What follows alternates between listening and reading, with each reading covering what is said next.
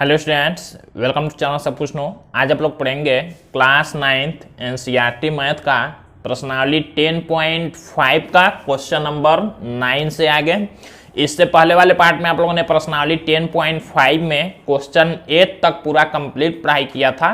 तो अगर आप लोग चैनल पर नए हैं, चैनल को सब्सक्राइब करिए, वीडियो को लाइक करिए और ज़्यादा से ज़्यादा शेयर करिए ताकि सभी लोग आसानी से ऑनलाइन पढ़ाई कर सकें। देखिए यहाँ क्वेश्चन नंबर 9 में दिया है दो वृत्त दो बिंदुओं बी और सी पर प्रतिच्छेद करते हैं। आप लोग यहाँ पर देख सकते हैं दो वृत्त बने हुए हैं। ये वृत्त एक दूसरे को बी और सी बिंदुओं पर प्रतिच्छेद कर रहे हैं। बी से जाने वाले दो रेखाखंड ए बी डी और पी बी क्यू वृत्तों को ए डी और पी क्यू पर क्रमशः प्रतिच्छेद करते हुए खींचे गए हैं। देखिए कह रहा है कि B से जाने वाले, यहां देखिए B से जाने वाले रेखाखंड ए बी डी, देखिए ए बी डी, ये ए बी डी रेखाखंड B से गया हुआ है। और फिर कह रहा है पी बी क्यू, ये पी बी क्यू भी यहीं से गया हुआ है B से ही। तो कह रहा है वृत्तों को ए डी पी और क्यू पर क्रमशः प्रतिच्छेद करते हुए खींचे गए हैं। आप लोग यहाँ देख सकते हैं ये जो फिगर बना हुआ उसी के बारे में लिखा है।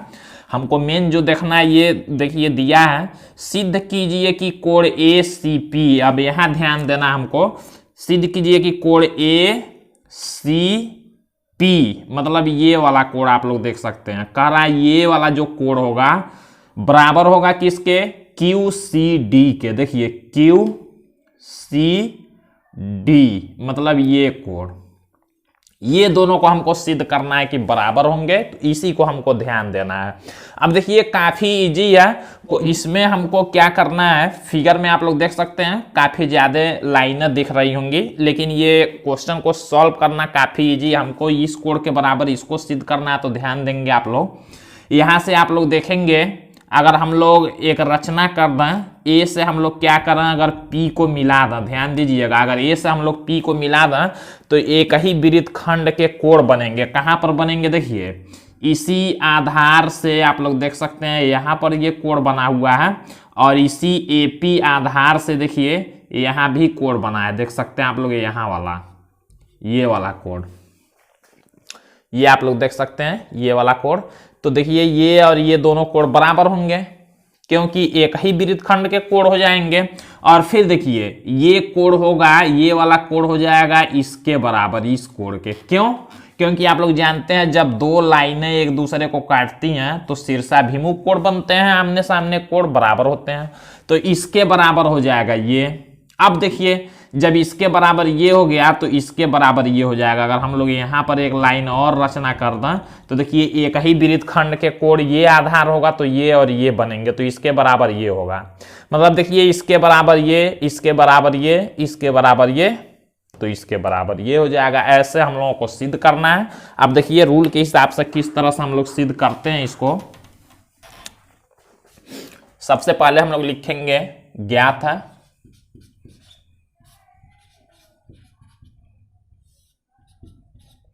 ज्ञात है में क्या लिखेंगे, देखिए दो वृत्त दो बिंदुओं B और C पर प्रतिच्छेद करते हैं। दो वृत्त दिए हुए हैं जो B और C पर प्रतिच्छेद करते हैं, और इसमें दिया रेखाखंड ABD PBQ इतना इतना पर प्रतिच्छेद करते हैं। ये जो दिया गया इसको हम लोग लिख लेते हैं। हम लोग लिखेंगे दो वृत्त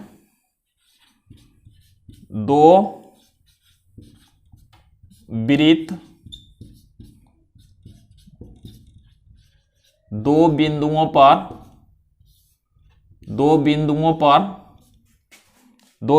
पर प्रतिच्छेद कर रहे हैं। देखिए B और C पर, उसको भी हम लोग लिख सकते हैं दो वृत्त दो बिंदुओं पर प्रतिच्छेद कर रहे हैं, प्रतिच्छेद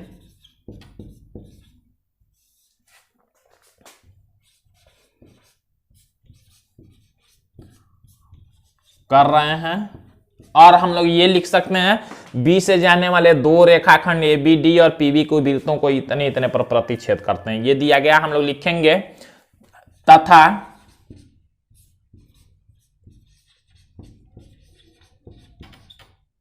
रेखाखंड ABD तथा PBQ वृत्तों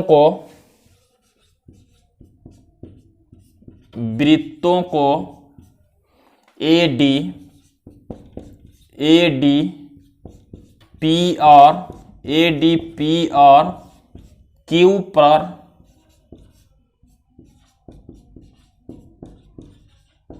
प्रतिच्छेद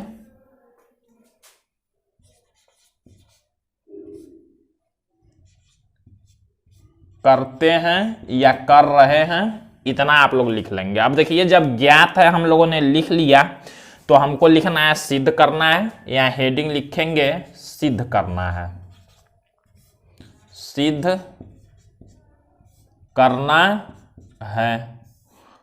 अब सिद्ध क्या करना है ये देखना है, तो सिद्ध हमको इसके बराबर, ये यहां क्वेश्चन में ही दिया है, तो हम लोग लिखेंगे कोण ACP बराबर होगा किसके, कोण QCD के। ये हमको सिद्ध करना है। अब सिद्ध करना है, हमने रचना किया है तो रचना को भी लिखते हैं, यहां लिखेंगे रचना। रचना A से P को तथा लिखेंगे रचना में A से P को तथा Q से D को मिलाया। अब देखिए जब हम लोगों ने रचना कर लिया, अब हम लोग यहां लिखेंगे प्रमाण।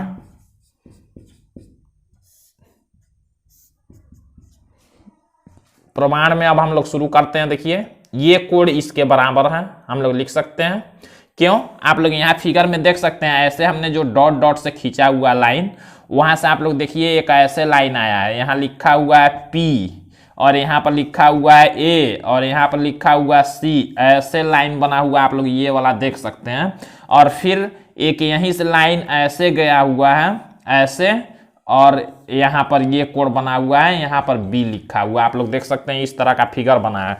तो आप लोग देख सकते हैं ये एक ही वृत्त खंड के, ये जीवा हो गया, A से P को हमने मिलाया तो जीवा हो गया, तो ये कोण और ये कोण बराबर हो जाएंगे, एक ही वृत्त खंड के कोण हैं। हम लोग लिख सकते हैं इस कोण का नाम और इस कोण का नाम। इस कोण का नाम हमको लिखना हो तो हम लोग लिख सकते हैं ACP, हम लोग लिखेंगे चूंकि कोण ACP बराबर होगा किसके, इस वाले कोण के, तो इस कोण का नाम लिखना होगा तो क्या लिखेंगे ABP। देखिए ABP, यही वाला कोण इस वाले कोण के बराबर है, फिगर में आप लोग देख सकते हैं।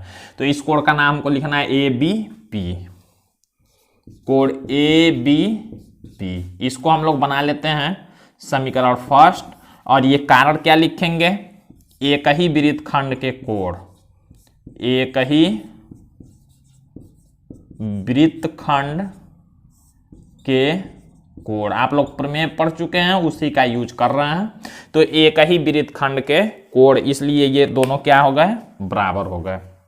अब हम लोग क्या करेंगे, हम लोग लिख सकते हैं ये कोण बराबर है इसके। क्यों बराबर है, शीर्षाभिमुख कोण बन रहा है। देखिए हम लोग लिखेंगे तथा अब ये वाला कोण, इसका नाम हमने यहां पर लिख दिया, देखिए ABP, तथा हम लोग लिखेंगे कोण ABP, जो कोण ABP है, ये वाला कोण है, ये बराबर होगा किसके, कोण इस वाले कोण के। इस वाले कोण का नाम हमको लिखना है तो क्या लिखेंगे QBD लिखेंगे, QBD। इसको हम लोग बना लेते हैं समीकरण 2, और कारण हमको लिखना होगा, कारण लिखेंगे शीर्षाभिमुख कोण, शीर्षाभिमुख कोण। अब देखिए ये कोण इसके बराबर हो गया। फिर हम लोग लिख सकते हैं ये कोण किसके बराबर है, इसके बराबर है। आप लोग देख सकते हैं ये कोण तो इसके बराबर था, हमने लिख दिया, ये कोण इसके बराबर हो गया।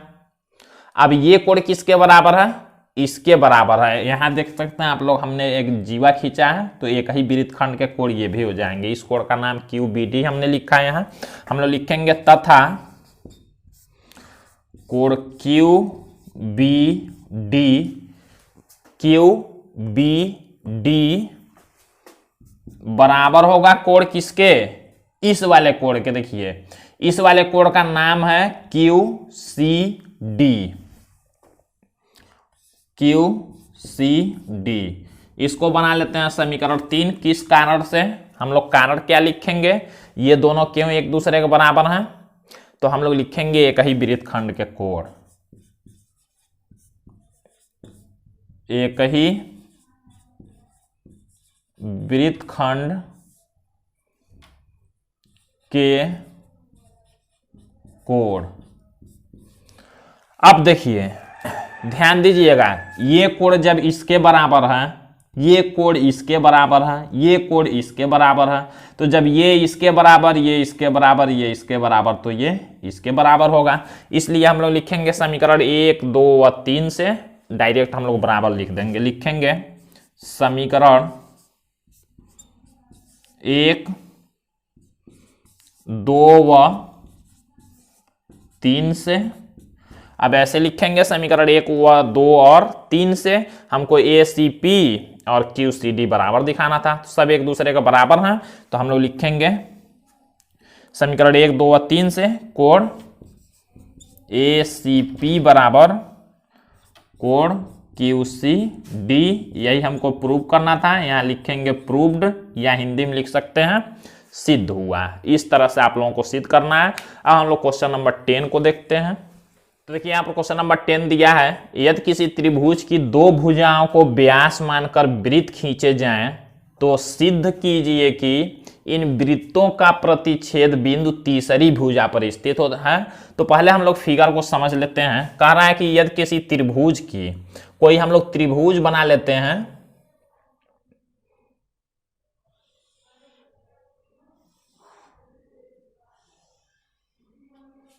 मान लीजिए ये कोई त्रिभुज दिया हुआ है ए बी और सी।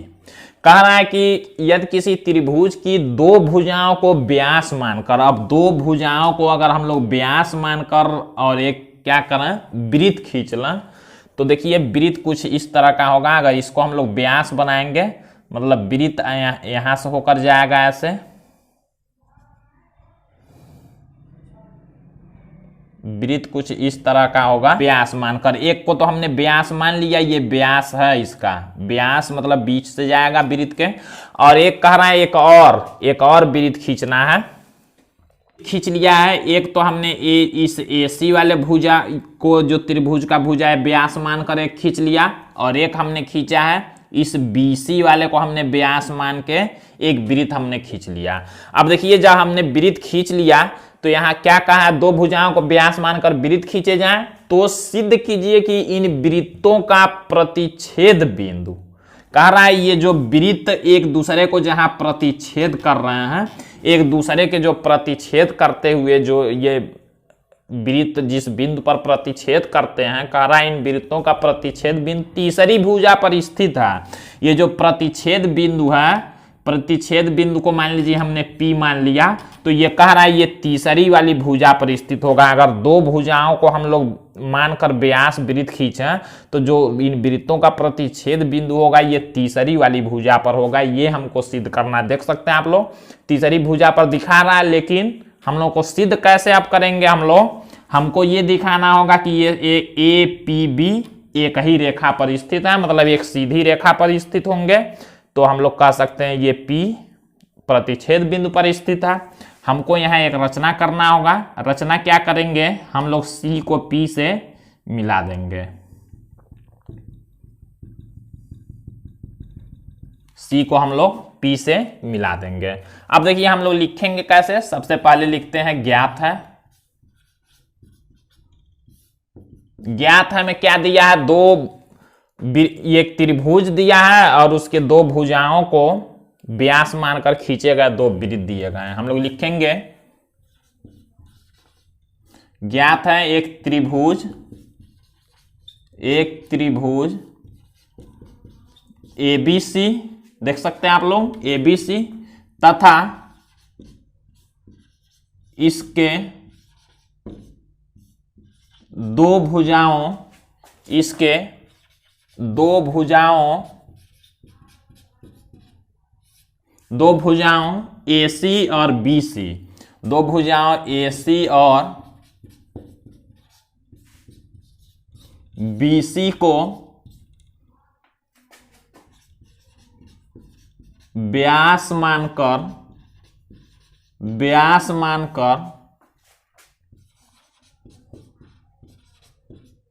खींचे गए दो वृत्त, इतना हम लोगों को ज्ञात है। सिद्ध क्या करना है, हम लोग लिखेंगे सिद्ध करना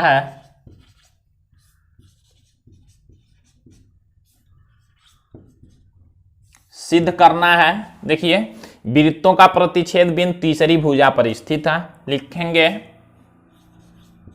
वृत्तों का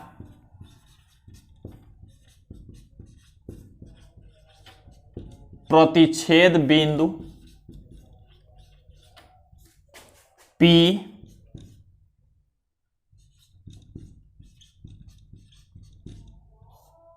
तीसरी भुजा पर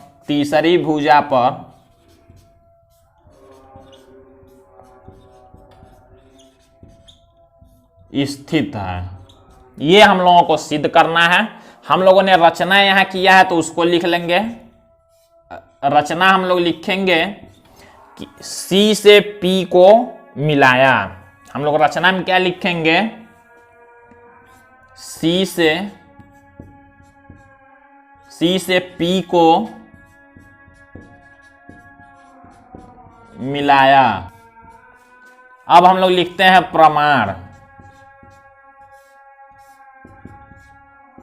अब देखिए प्रमाण में हम लोग क्या लिखेंगे, हमको ये सिद्ध करना है ये P इस AB पर स्थित होगा, मतलब उनका प्रतिच्छेद बिंदु इस भुजा पर स्थित होगा। इस भुजा पर स्थित कब होगा, जब A, P और B संरेखी होंगे, मतलब एक ही रेखा पर होंगे। कैसे हो सकते हैं, अगर हम लोग सिद्ध कर दें कि यहाँ का कोण और यहाँ का कोण जोड़ने पर 180 होगा, यही हमको सिद्ध करना है। तो देखिए काफी इजी है यहाँ पर सिद्ध करना। कैसे हम लोग सिद्ध करते हैं ये देखते हैं, करेंगे। आप लोग जानते हैं जब ये AC एक व्यास है तो एक AC एक व्यास है तो व्यास द्वारा यहाँ पर जो कोण बनेगा, आप लोग जानते हैं कि अर्धवृत्त का कोण समकोण होता है। ऐसे आप लोग पढ़ चुके हैं कि ये जब व्यास द्वारा वृत्त के किसी बिंदु पर ऐसे कोण बनता है तो ये 90 अंश का होता है, मतलब अर्धवृत्त में बना कोण समकोण होता है। तो यहाँ आप लोग देख सकते हैं ये व्यास है AC। हम लोग लिखेंगे चूंकि AC, हम लोग लिखेंगे चूंकि AC व्यास है,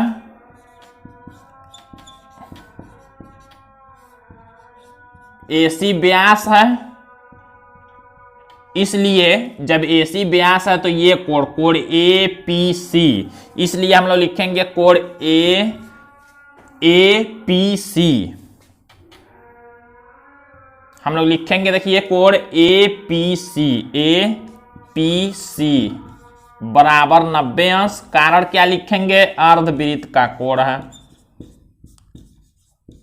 अर्धवृत्त में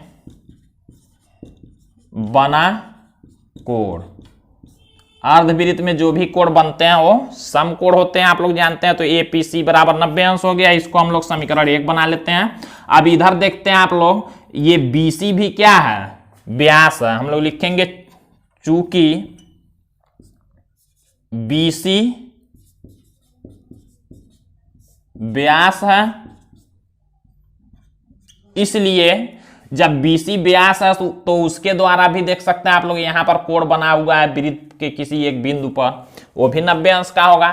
तो इस कोण का नाम हमको लिखना है तो BPC लिखेंगे। हम लोग लिखेंगे इसलिए कोण BPC बराबर हो जाएगा कितने अंश का, 90 अंश का। इसको भी हम लोग लिखते हैं, इसको हम लोग लिख लेंगे समीकरण 2। और कारण क्या लिखेंगे, अर्धवृत्त में बना कोण।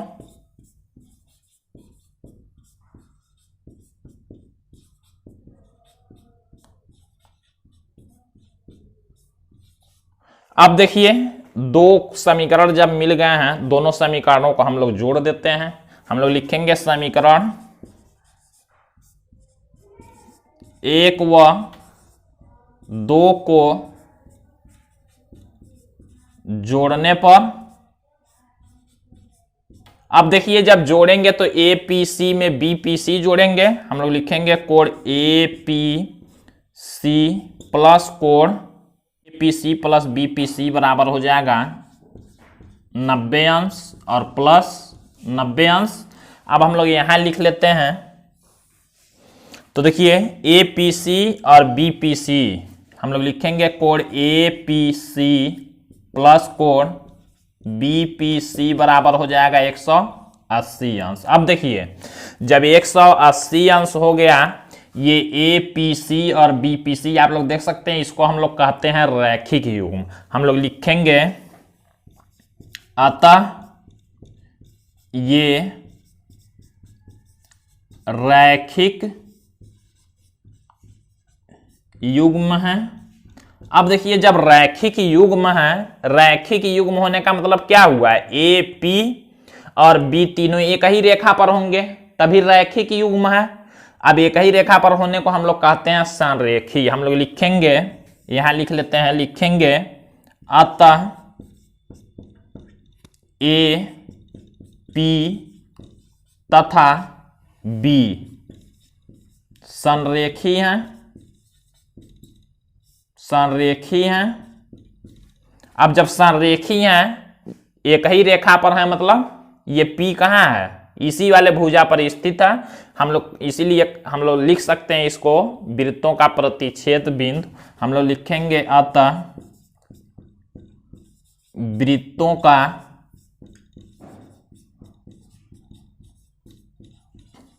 प्रतिच्छेद बिंदु, वृत्तों का प्रतिच्छेद बिंदु तीसरी भुजा पर